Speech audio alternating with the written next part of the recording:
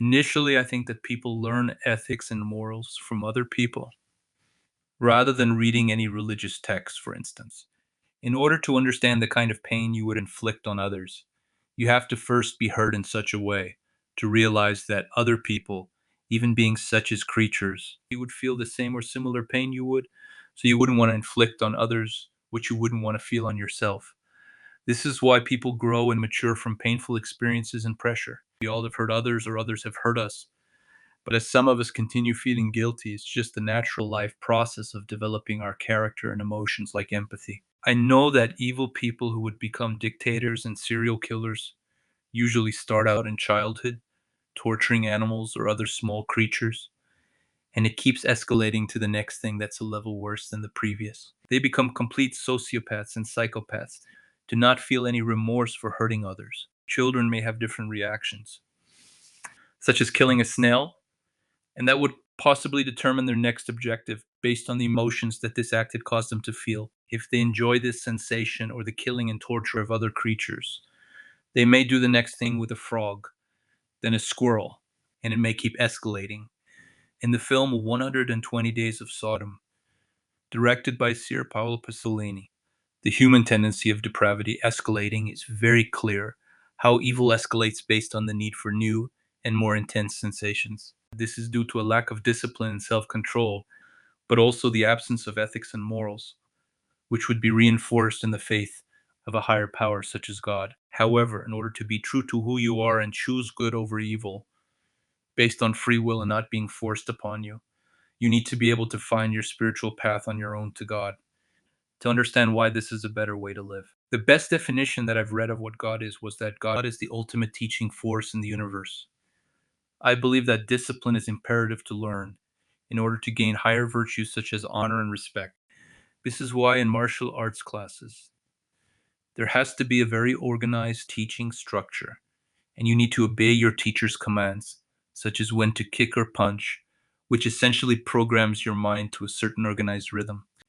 This disciplinary concept can apply in many other disciplines, such as the game of chess, sciences, or anything that has a concrete structure to it that requires you to stay disciplined, to do things accordingly and correctly due to the harmony of the discipline. This also applies in music or the visual arts. There has to be logic and reason for why things are the way they are. When you discard the rules of logic altogether, it lacks all reason.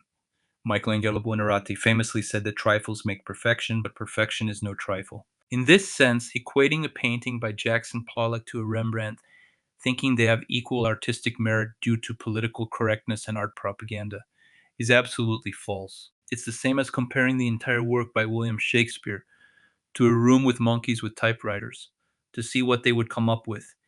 Even if given 10 million years, nothing they'll do will be anything nearly as profound as the themes in Shakespeare's works, which take a higher mental state of consciousness and wisdom, balance and harmony that are incorporated in a logical structure are essential for any foundation to hold its weight in any discipline. It's the difference between articulately and eloquently expressing yourself through speech or writing instead of mumbling your sentences and having constant grammatical errors.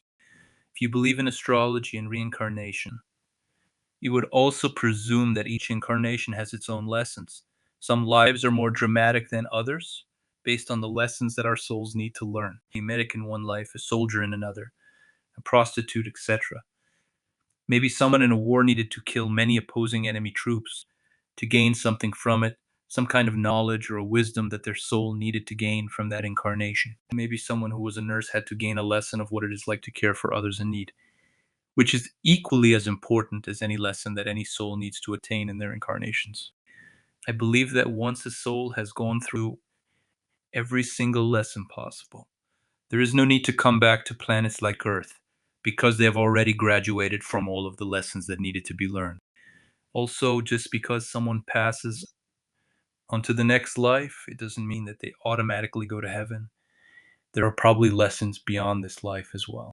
Essentially, what it comes down to is that you can't learn to be a good person until you hurt other people and learn from it. It's social skills and also a way to grow and mature in life spiritually. Ultimately, life is an experience a lesson, and a test.